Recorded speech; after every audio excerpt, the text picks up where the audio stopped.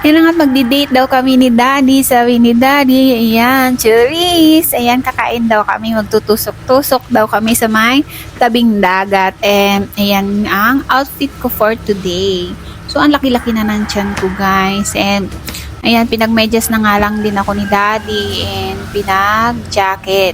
Kasi nga, ilang araw nang hindi lumalabas ang haring araw ngayon dito sa amin. Kaya malamig. And yung pupuntahan namin is tabi ng dagat and hapon na, so kailangan ko mag-jacket and kailangan ko mag-medyas and nagsombrero na rin ako. So ayan na nga, pagkatapos ko ayan, nag-ara-ara na si Buntis. So sobrang laki na ng tiyan ko, guys, magpa 5 months pa lang.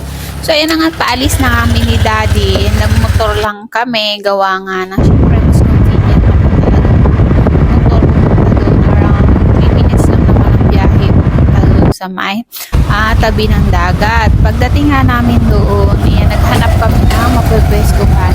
Naghanap na rin kami ng mabibilhan ng pagkain namin. So habang nag-iintay kami doon, in-order namin ng pagkain ni Daddy, binili namin pagkain.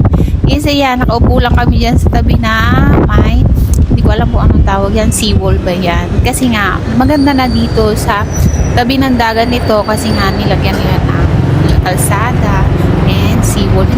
Hindi ito dinadaanan ng mga motor, parang pasyalan lang talaga. So ayan na nga si Daddy, tinuha na yung mga binili namin. Ayan, order kami ng kwek-kwek, ng dynamite, at saka ng fishball, tsaka sa kanya siomay. Mahilig kasi sa siomay si Daddy.